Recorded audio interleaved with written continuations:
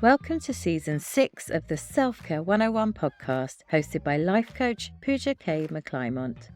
This season is about awakening the leader within so that you can be empowered to create an extraordinary life. We'll be diving deep into self-awareness, compassion and resilience, covering a wide range of topics to help you expand your potential through powerful insights from ancient wisdom and modern psychology. I'm so grateful that you're listening, and if you enjoyed today's show, I'd love it if you would leave me a short review on Apple Podcasts or a rating on Spotify.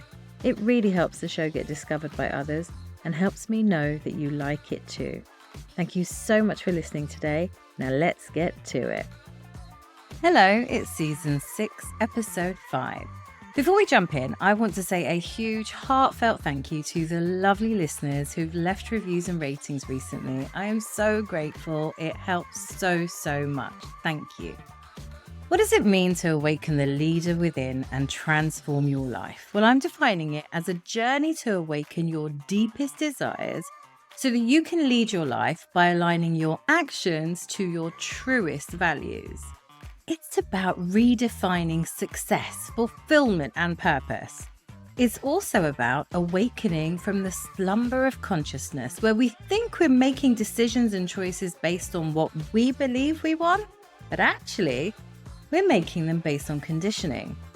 For today, though, my focus will be to guide you to unleashing your potential, defining your success, and creating an extraordinary life that aligns with your values. Now, what does that all mean in practical terms? Well, we coast through life mostly on autopilot. We do the things we're supposed to do, we tick the boxes, show off our status climbs, but are we truly happy? Now, when we question our happiness, we get a little bit scared because deep down we thought that living life according to the linear path, the capitalist path, would lead us to happiness, but it actually hasn't. Then we either keep coasting because it's too hard to change, or we seek growth through the power of self-inquiry. Now, my work has had many iterations, and at first I thought I was harming my work for never really committing to a particular niche. But over time, I've actually realized that I just didn't have the words yet to communicate fully what I wanted to share with the world. So I know how difficult it is to make changes in your life, especially when you feel like you're on your own in your thinking. But if you feel the pull for more, that's usually the sign that you're not actually living authentically. And it's your call to action to make things change. But how can you do this? You need a little bit of help. You need to take the support of someone who knows this journey, is still on this journey, but just a few steps ahead. Because if you can trust them, they can guide you towards your own freedom. Freedom from the path that isn't really yours, freedom from your pain, freedom from discomfort, freedom to do life on your own terms.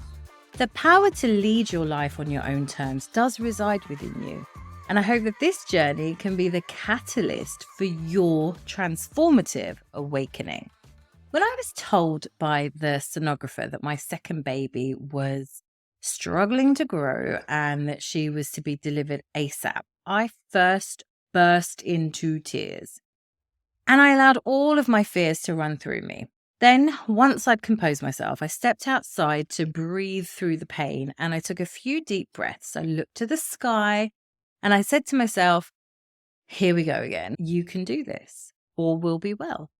And I then phoned my husband and I told him what was going on. Now, my consultant gave me permission to head home to get my things. And once my husband arrived at the hospital to pick me up, we bought some sandwiches. We bought a chocolate bar and a coffee. We ate lunch together at home in silence. And then we put the already packed suitcase into the car and drove back to the hospital so that we could begin this arduous journey to birth and beyond. When the consultant told me that the baby was to be delivered within the next 24 hours, I cried because I needed to release my fears. Now, self-discovery has taught me that I must release the feelings inside as soon as I feel them, because otherwise I won't be able to cope with the next steps ahead. Now, stepping outside for a few minutes actually allowed me to ground myself and take in the news and calm myself so that I could be in the best position for myself and the baby emotionally. Calling my husband was the third step, and it was only once I had accepted the position that we were in and I was more able to either handle his fears or release more of mine with him. Now, by taking charge of myself at this moment, I was able to think clearly. I was able to listen carefully to the doctors and love my family whilst we waited for me and the new baby to undergo trauma. Kind of strange to think of trauma in this way, where you know you're about to experience it, because usually trauma just happens, right? It just happens to you. But this is kind of like a planned trauma. Doesn't make it any easier, but it does make it easier to navigate each step of it and protect yourself in the process as much as possible. Being conscious of what was happening, fully aware and present, is what helped me to stay calm and go through this really difficult process. What helped me through this process was leading myself through it and not being passively in despair of it. Even though we'd been through this journey before with our previous child, it still felt like the first time. And it was the first time, actually. It was the first time with my second child. I remembered everything. I remembered every single step of the medical procedures that I'd have to endure and what she would have to endure. I remember my first experience in so much vivid detail, and I remember this experience in so much vivid detail too. My first experience was traumatic, but my carers were excellent. This second experience, however, was more traumatic because there were only 7 of 25 carers that were actually kind to me. Can you believe that? Only 7 people who were part of the journey that were actually kind to me. They were my consultants, the final midwife who took me to theatre, my surgeon, the baby's paediatrician at birth, the anesthesiologist, and a midwife in aftercare and a nurse in neonatal. One midwife even had the audacity to try to pick a fight with me the night before surgery because I asked her what she was doing. She just came into the room at 11 o'clock at night and she didn't acknowledge me. She didn't say, "Hi, how are you doing? I'm here to do XYZ. So when I asked her what she was doing, she really aggressively said that she was administering magnesium, which is a horrible experience, by the way. So it helps to have a nice person doing it. She then said, "Why am I asking her this question?" And I was like, "It's nice if the staff are kind, and this is a really stressful process." Her response was, "I don't need to be kind, and it's your opinion that I'm not being kind." Nice, huh? Anyway, I breathed through it. She was not worth stressing myself or the baby over. Now, you see, this is leading from within. Now, I could have lashed out. My husband wanted to. We both could have lost it. But we had so much pain and fear within us that we could have just released it all onto this vile woman, but we didn't. We knew we could take control of ourselves in that moment and continue to lead ourselves through this difficult journey. And so we did. A client of mine was struggling to get promoted. She did all the right things. She was an A-star student. She would do all the right things that could guarantee her the promotion. But whenever she sat down with her boss to ask for it, he'd tell her that it just wasn't the right time yet. And she was properly baffled. So she started to hire people to help her be in the best position to get the promotion the next time she was up for review.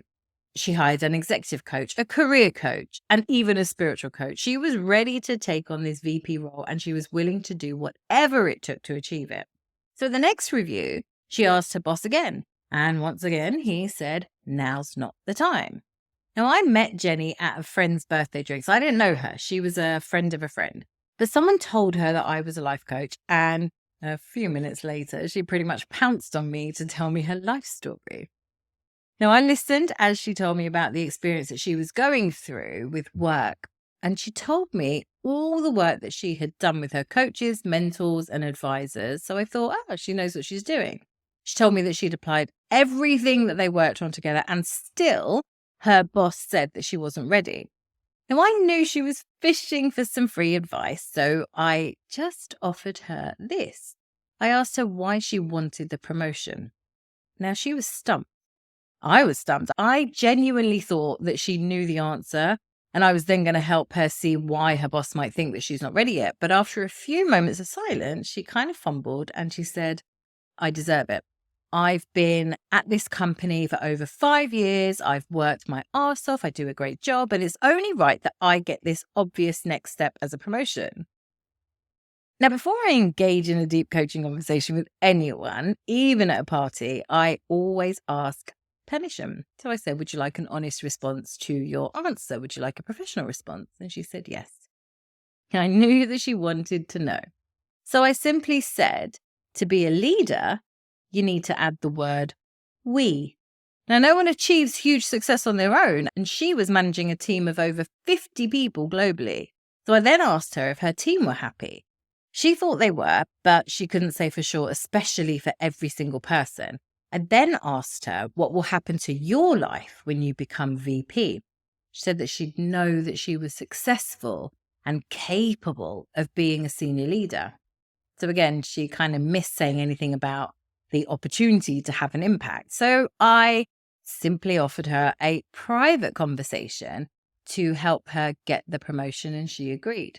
Now, after an hour of chatting, within the first few minutes and some directive coaching, she realized that, firstly, the promotion would mean even less time at home. And secondly, that she did want to make an impact and needed a great team to achieve it. So the next review, she shared her findings and deeper understanding of herself. And guess what? She got the promotion. We then worked together for a year to help her establish her role and the impact that she wanted to make. Because you see, to truly lead yourself is to be fiercely honest with yourself. It's about delving deeper into the answers behind the answers and choosing to consciously lead your life through the choices that you make with that knowledge. Now, Jenny was a great woman, confident, ambitious, strong, kind, loving, and nurturing. But her demeanor was usually received as cold and harsh. But she was simply a woman on a mission with the resources to make a difference. That's all she wanted. Her communication, kind of similar to mine back in the day, was that she was impatient with the steps that she needed to take. So in the same way that we'd need to begin society all over again if we wanted to diminish racism and truly create the change that we see, Jenny had to start again with how she was communicating her mission, and she needed to know that the changes she could make had to be addressed at a slower pace with more strategic actions. She also needed to know how to approach resistance from others with compassion and outcome-focused thinking. So with this new approach to the VP role, Jenny leads her life more intentionally. She leaves the office 3 nights a week on time, no client dinners, and she gets to spend more time with her family. So by prioritizing herself this way, she's learned how to share that best practice with her teams. So they now have a better appreciation of her. And this in turn has helped her department achieve more success in what they've been tasked with doing, as well as enabling her to get the green light on her more ambitious endeavors. She leads from within. She consciously leads her life so that it benefits her and those around her, her family, her teams, her bosses, society even. Now, Jenny is going to be doing some really great things. To awaken the leader within you and transform your life on your terms, I want you to know that this journey transcends the ordinary, and it invites you to discover the extraordinary potential that lies within you. Now, you might think that you're all tapped out of potential, but we're not only talking about potential in work. To lead from the truest parts of yourself requires an understanding of your true nature and using that to determine your actions. You need to delve into the principles and the practices that will empower you to break free from living life on other people's or society's terms, and instead lead your life aligned with your purpose and your values. Now, whenever I use the term awaken the leader within, people straight away think that it's about work. So if they're not a leader in their work, then they aren't a leader. This doesn't apply to them. But actually, it's about more than just leadership at work. I mean, it can be about leadership at work, but it's not probably in the way that you thing.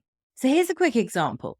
The cashier in my local supermarket, she always has her hair done. She dyes it in a really dramatic balayage style. And on first impression, you could easily judge her based on how she can afford such an elaborate hairstyle. Or you can look deeper. Now, this cashier always shares recipe ideas with me. I don't necessarily need them because I'm buying ingredients, but she still does it. She's sharing that she loves to cook with someone who clearly cooks too. So whenever I'm with my son, she also asks him about school and what he might be doing on the weekend, and he gets to respond, and we all get to know each other a little better. Now, she doesn't need to do any of this. The customer service in this budget supermarket is basic at best. You're usually lucky if you get a hello, a bye, or thanks. Now, I only go in there for great deals on snacks for the child and their excellent frozen fruits and veg selections. Literally in and out. But if I were in a more upmarket supermarket like M&S, I'd probably browse for days. So why does she put so much effort in? Well, for her, leading her life means to show up at work looking great. It means to engage with her customers as more than just transactions. It means to interact with an entire family to show how much connection actually means to her. And the result? Well, we feel good, yes, but so does she. When a loved one asks her how her day is, she can easily reply with a host of stories from the people that she's engaged with. The work stuff, like when to take a break because they're short-staffed or dealing with a lack of carrier bags, becomes just that, work stuff. They aren't problems. They aren't issues. They're just a part of work. She makes the most of her shift so that she can feel great when she goes home. She leads herself. So that's where the awakening journey begins, by exploring our values, strengths, our passions and purpose, understanding the impact of living according to other people's expectations becomes a pivotal point for personal transformation. Now, to lead from within is to lead your life your way. Define success and fulfillment on your terms. Identify your personal and professional aspirations. Craft a vision that aligns seamlessly with your unique purpose and values. It's about setting the stage for a life that is authentically yours. Adopt an empowering mindset and confidence. A positive and growth-oriented mindset forms a foundation of effective inner leadership. Learn to cultivate and sustain self-confidence while breaking free from limiting beliefs that might hinder your potential. Empower yourself to embrace your challenges as just stepping stones to growth. You can align your actions with your purpose. Discover really practical strategies for aligning your daily actions with your long-term goals. So this is about harnessing your vision with goal-setting exercises that are tailored to your aspirations. These are going to guide you in developing an action plan, which ensures that each step is in harmony with your purpose and values. You have to learn to navigate challenges with resilience, because challenges aren't obstacles, but actually they're opportunities for growth. So look at the role of resilience and adaptability in overcoming adversity. Just like Jenny, she needed to learn that her boss saying no was because there was growth to be had, and she had to take the time to do it in order to be ready for the VP role. Now, mindfulness and self-care practices shouldn't be overlooked either. With Jenny, by asking her what she wanted her life to look like when she became VP, showed her that whilst her role could blow up and be amazing, it might actually cost her important time with her family. So she learned through the process that she didn't want that, and that we had to work out how she could do both roles really well so that she wasn't over-compromising in either. So you have to learn the art of balancing personal and professional well-being through intentional self-care practices. And this has to make sense for your life. It has to speak to your soul so that it's really easy to implement and you can sustain it. You don't have to do anything that's trending. If walking is your bag, then walk. You don't need to buy a gadget to prove that you're walking. Just do it. Tap into the power of visualization and manifestation techniques. Whether you believe in these activities or not, just imagining a picture of your life can really help you to be more focused and intentional. But if you're all for it, then I implore you to go wild. You will get so much more of what you think about. So fill your mind with what you want from your life, not just things. The feelings are really key here. Before I had my son, even before I had a boyfriend who could give me one, I used to sit on the toilet in my bathroom with the door wide open because I didn't need to close the bathroom door. It was one of the new perks of living alone, except for my dog and my cat. Now, I used to talk to the dog because he'd always want to be with me, and then the cat would come in too. We would chat, and then they'd get bored and go. Sometimes I used to imagine talking to a child. Don't ask me why. It then became something that I did every time I went to the loo. I'd have conversations with an imaginary child about what he was doing, what he was going to be doing, what he wanted to do on the weekend, how he was feeling, and I cannot explain it. I guess deep down, I really wanted kids, and I thought they'd invade all shreds of my privacy. And wouldn't you know, as soon as my son could walk, he would come into the bathroom every time I went in. And at 8 years old, he still opens the door without notice. Now, I'm not saying this is manifestation per se, but I am saying, I wonder if. It reminds me of the quote, at the end of your life, your greatest regret won't be the things that you did, but wish you hadn't. Your greatest regret will be the things that you didn't do, but wish you had. So if you're on the fence about manifestation, why not give it a go? What have you got to lose? What could be possible? Now, when you bring all these elements that I've talked about today together, you get to start creating your extraordinary life because you can integrate your newfound insights and practices into your daily life from today. And to keep you powered up and motivated, create a personal commitment statement that echoes your dedication to leading your life on your terms.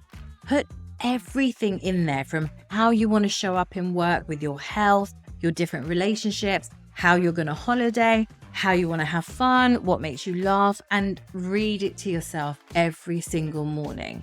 Because that's not only your why, but it's also your compass for the rest of your life. It's the way that you'll always lead from within. And suddenly, one day, when you're facing a major challenge, you'll barely notice it. Or on another day, you'll get a promotion without even asking for it. And then in the beautiful stillness, you'll realize that you've transformed your life. Thank you so much for watching this podcast video today. If you liked it, I would love a little like and subscribe at the buttons below. It really helps to get the show discovered, and it helps me know that you like it too. Thank you so much for being here. See you next time.